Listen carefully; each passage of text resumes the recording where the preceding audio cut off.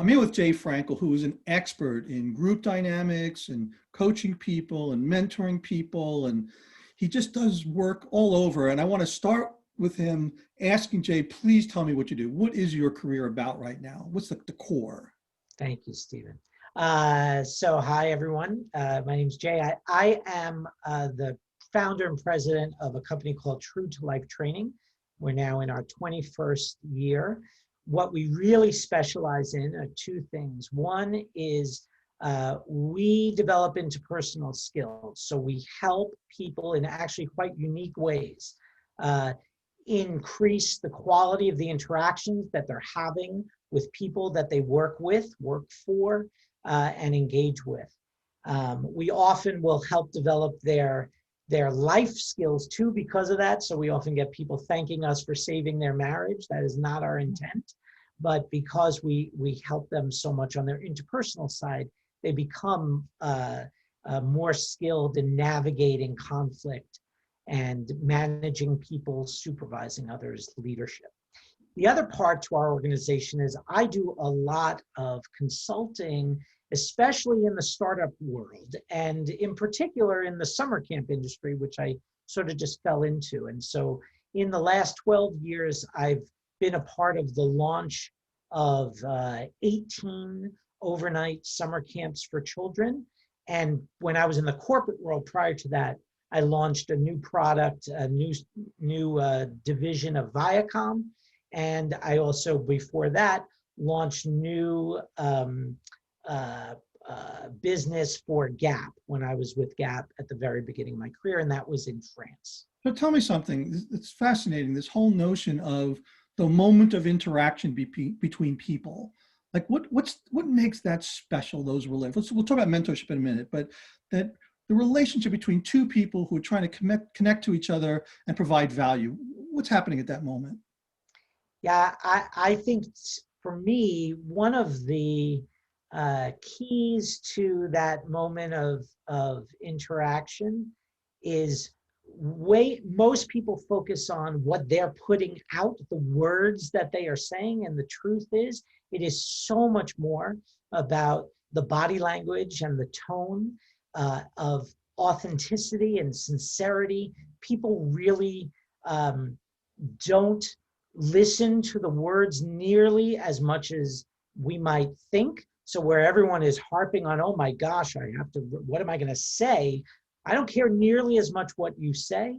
I care so much more about what it is you're putting out there. And that's where people are getting the meaning from. So listening and observing becomes so much more important to that first interaction than anything else. And by the way, Stephen, that's true with mentorship too. That's not just true with any interaction, that mentorship in particular.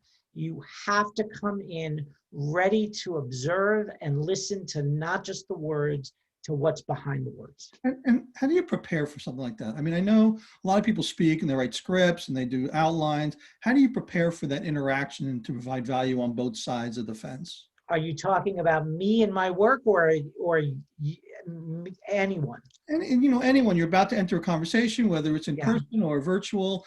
And how do you prepare for that from the things that are not what we expect, which is what I'm about to say? Sure.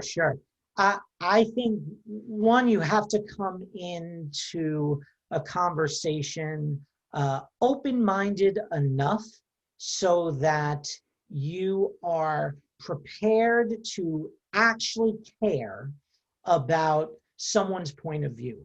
Because if you're only in the interaction to express your point of view, you will miss, well, at least 50% of the purpose of that conversation, possibly more, because your point of view may not, the give and take of actually engaging with someone and caring about what it is they have to say or what it is that they do, that is going to get you way further than if you're really coming in and just focused on you and your thoughts. Sales are very similar to that. The folks who can sell the best are the ones who really care and listen the best, as opposed to just talking up a storm. Sales is really interesting. All entrepreneurs have to sell. And the first thing what they say when you say, what do you really need? And again, we'll get to mentorship in the middle. I really need a salesperson and a coder. Like, but salespeople, I always think that, well, you'll be your best salesperson, just learn how to do it. Like, how can you, they all have to sell no matter what. Any Yes. advice for them in terms of how they present themselves? What would you say to someone who's starting a company and has to sell their idea and their concept, raise money, whatever it is?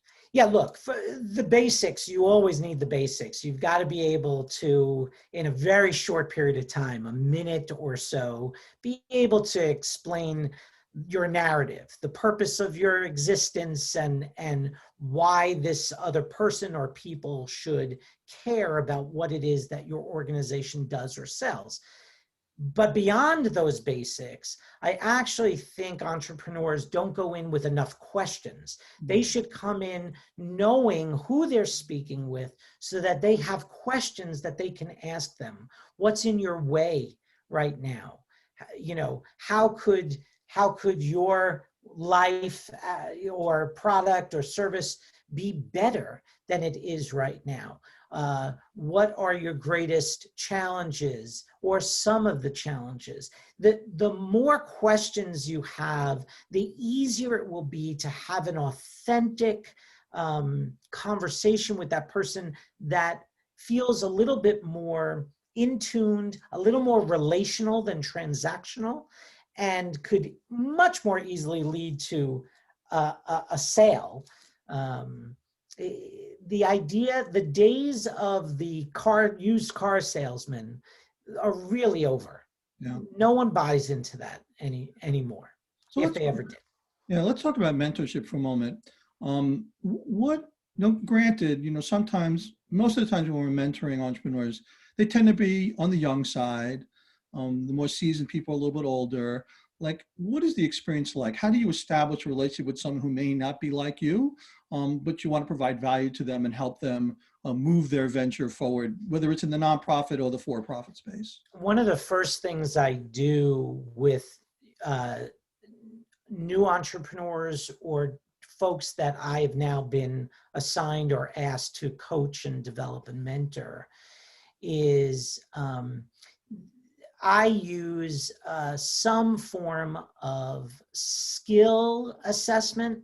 And what's unique about the skill assessment that I've developed and used is it actually not just goes through and has the person walk me through some of their strengths and areas of improvement and the amount of experience they might have in a particular area, but it actually measures their level of confidence and motivation as it relates to that task.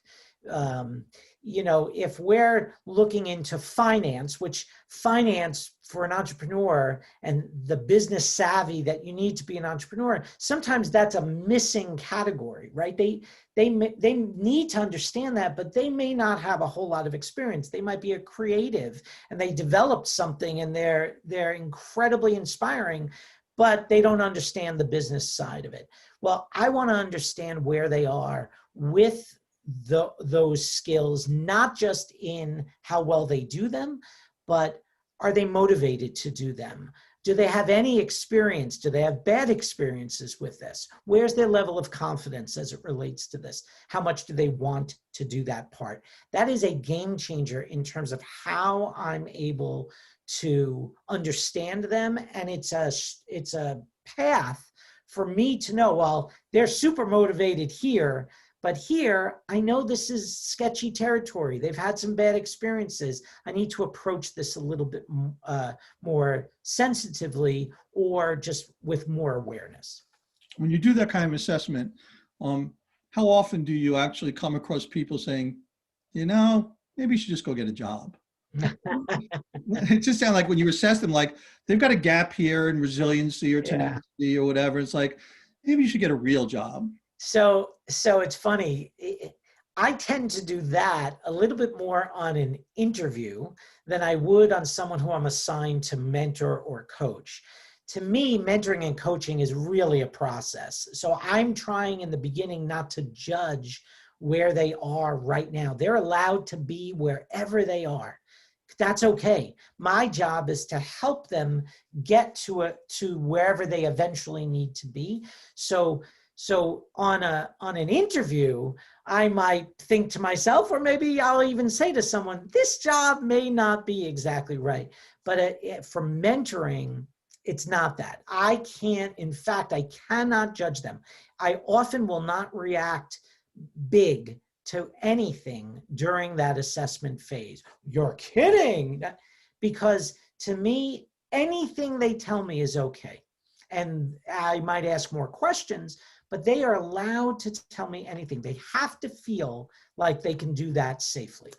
Feel like, how do you predict whether someone actually feels that they can, I guess saying it safely, but just feeling, I always want to know about, is being an entrepreneur or an innovator, is that about feeling that you can do it? Is it a confidence level, or is there something else going on there?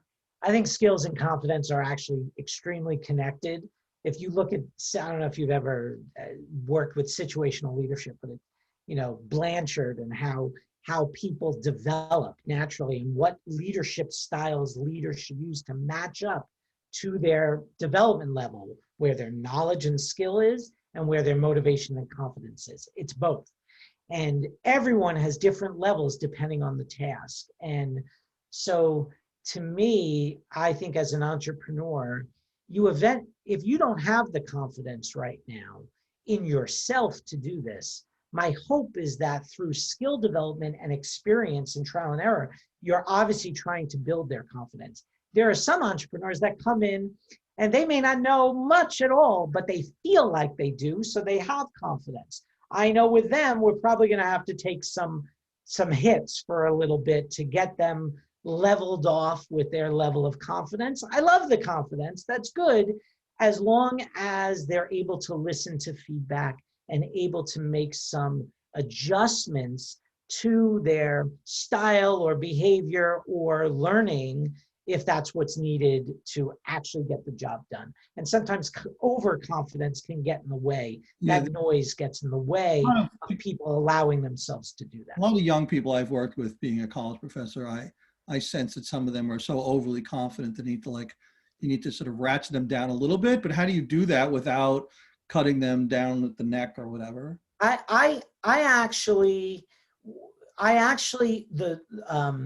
There's two things that I find myself doing. And by the way, I have a 22-year-old who just graduated Georgia Tech, who I'm pretty sure is going to be an entrepreneur. And as his dad, I think I probably am too hard on him in terms of getting his confidence in line. I don't think of knocking people down a peg the way maybe some folks might think of it. I know that the journey is what's going to do the work for me. So if someone expresses maybe overconfidence in an idea, right? The first thing I'll do is I'll ask them to justify it. I'll ask them to explain why they feel the way they feel. And then I'm going to probe a little bit harder, and I'm going to keep getting more and more detailed until, because I could be wrong. Maybe they have every right to be confident, or we maybe unveil some things in that conversation where I can say, okay, I love the idea and I love the energy and I love the confidence. And it sounds like where we need to focus, or you need to focus, is this, this, and this. And that came out of me not shutting it down. It came out of me going on the journey with them in that conversation to preemptively try to identify the opportunities that do exist, not just the confidence. It's okay that they're confident. Can they back it up with ideas, strategy, behaviors, actions? That's what I care about. And that does help. The other way is, as a mentor, for me, my style, we have to regularly check in to have real conversations on how we're doing. Not, oh, shoot, I have some feedback, let me give them some feedback. But there is a system in place for us to take a step back and just assess for a moment together. How are we doing? What last week, what worked, what didn't work? What was some what was some information that you heard that you wished you would have leveraged or thought about? You have to give them an opportunity to reflect back so that we can move forward. And I think the reflection process in mentoring is essential. I got to teach them how to fish. I'm not just catching the fish for them. Yeah, one of the things you said before is about maybe someone doesn't have the financial acumen to run their business or whatever. I know you have some perspective on how do you get the financial acumen to do the numbers to justify what you're doing, especially for people who don't have the business, success. Do you have any thoughts about that? How do I learn how to like do that number crunching, even though I may Yeah. not be an accountant or anything else like that?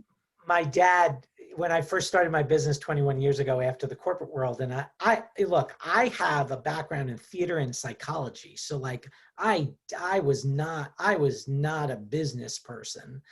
The first advice my father gave me when I came to him, I said, I'm a little nervous. I don't know anything about accounting or budgeting, right? The first thing he said was, well, you can hire people that can do that, right?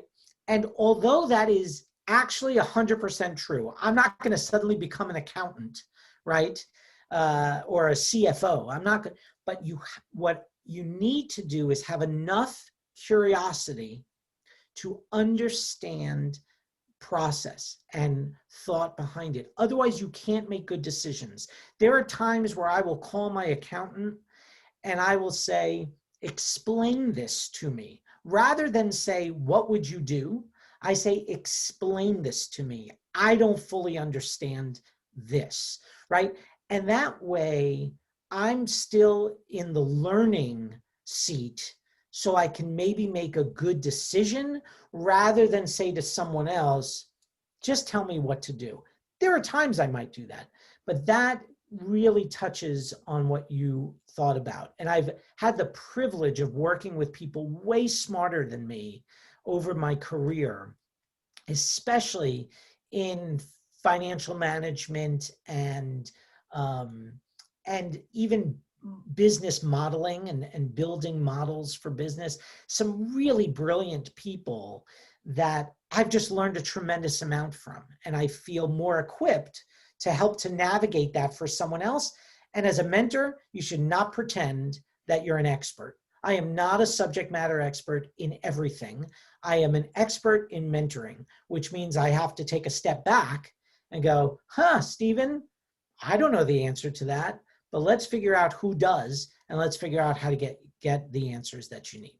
When you think back to some mentoring relations you've had, and you say that was an amazing experience for me as a mentor and for them as a mentee, what characterized, besides some of the things you've already said, what characterized that made it so valuable? The first two things that come to mind, and I'm actually, I could say this probably with most of the people. For me, there's two things. One is connection, the other is results.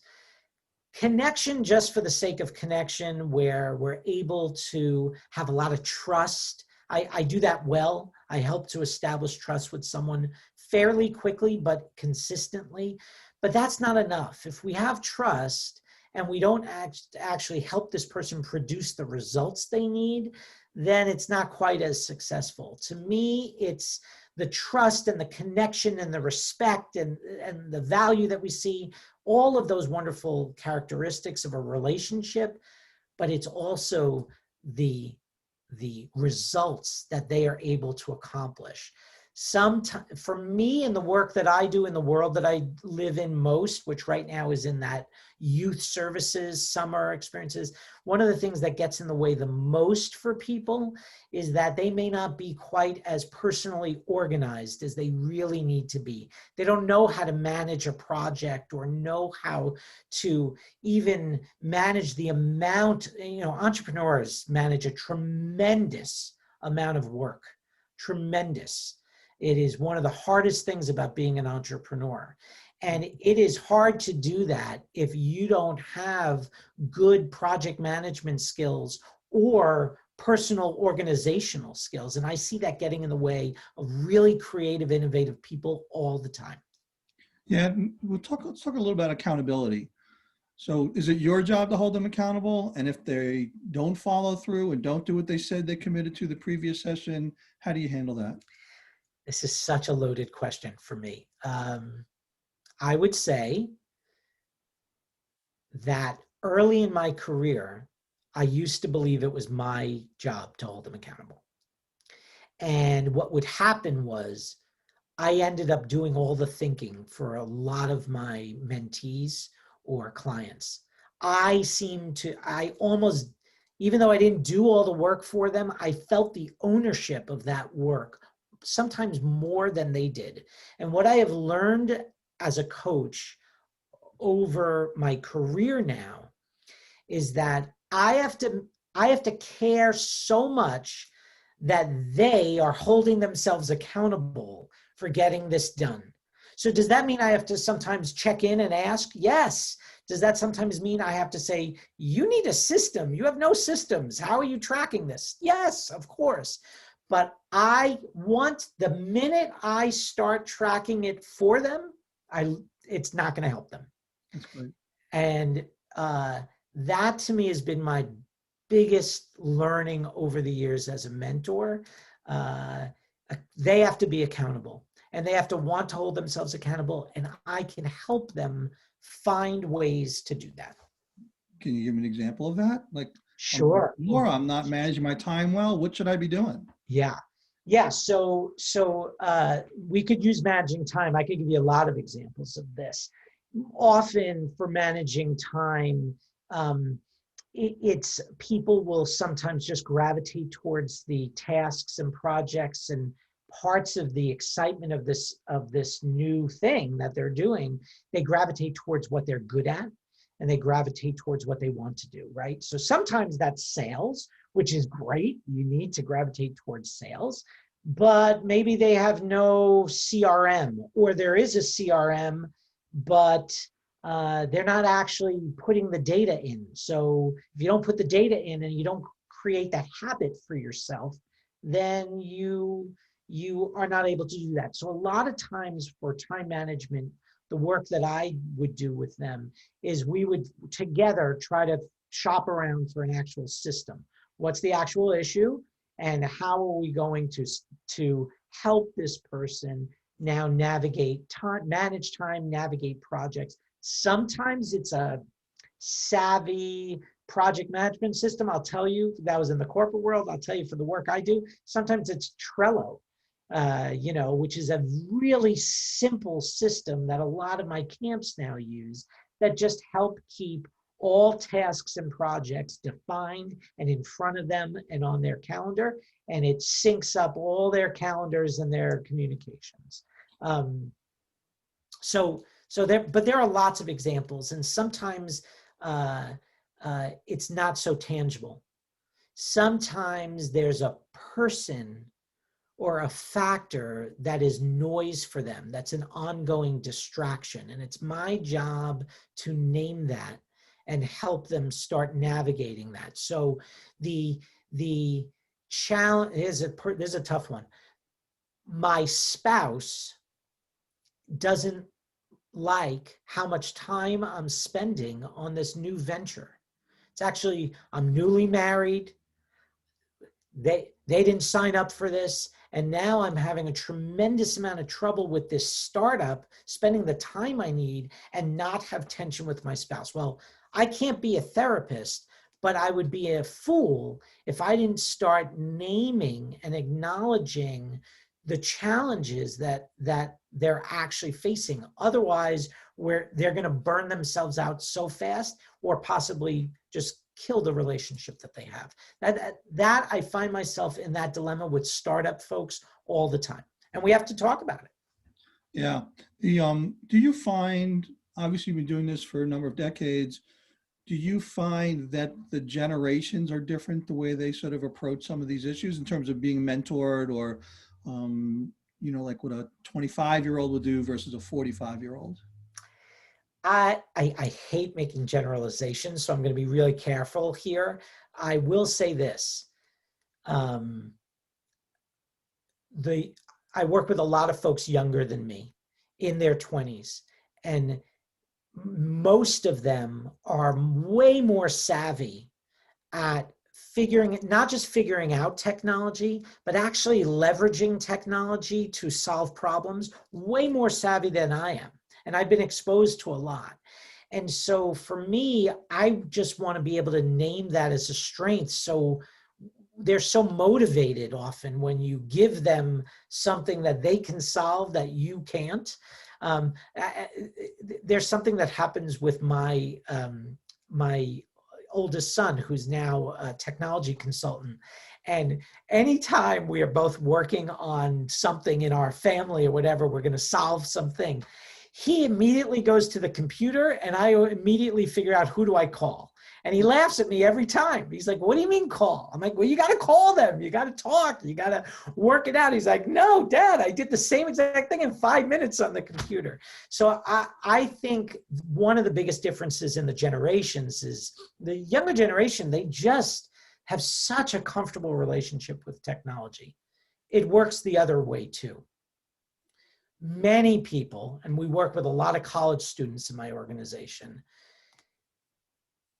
the comfort in having face-to-face interactions is in some cases less now, because this generation has grown up with so much technology at their fingertips.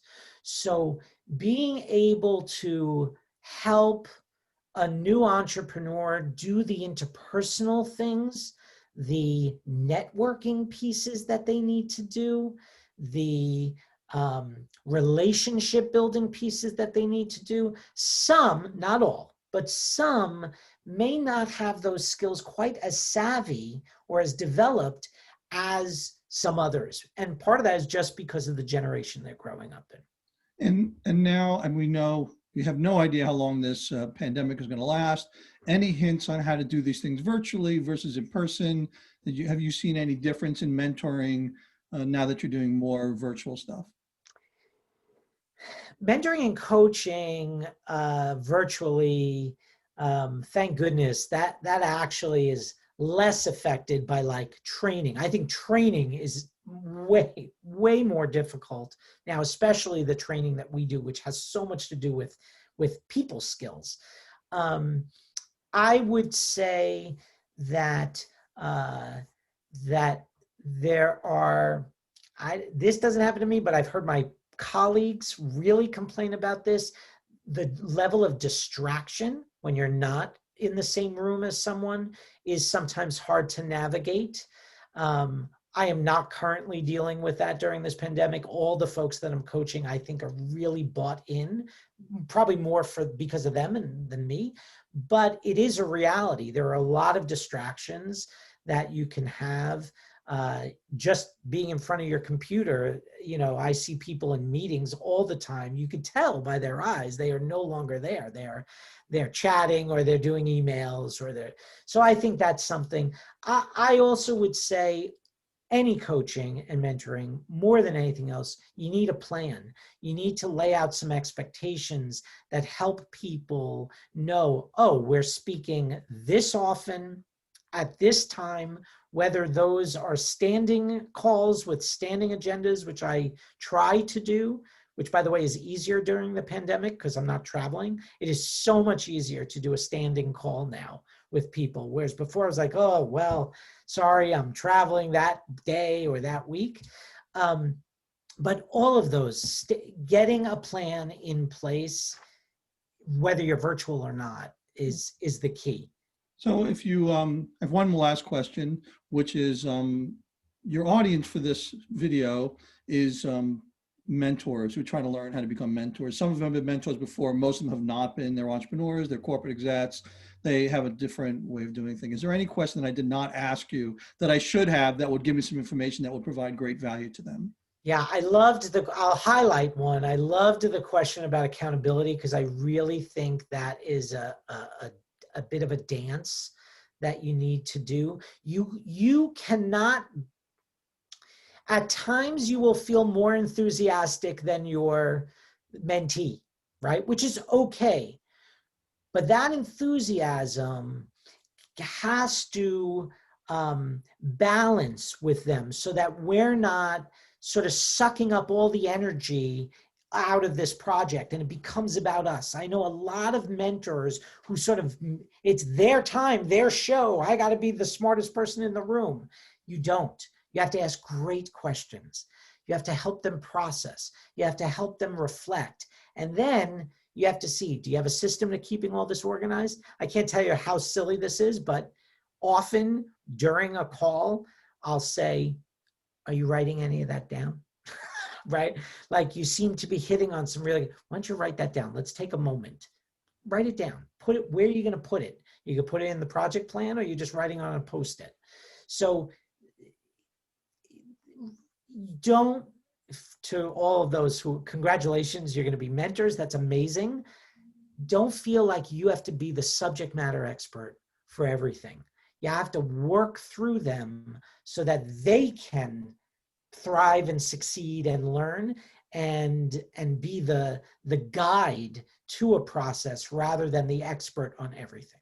Yeah, I think that's a critical point. I mean, sometimes you think you're the expert and you have to be that confident expert, but in reality, your expertise should be in uncovering and inspiring and Yes. and getting the evidence that they have as to why they believe what they believe. So Yes. I think it's a really good point. Well, Jay, thank you very much for taking the time. Oh, thank you so Our much. words will be reverberating around the Balkans and getting the word out there to Macedonia. Maybe one day we can get you over there, but thank you very much for your time. Thanks, Stephen. Take care. Thanks for asking. Thanks, bye-bye.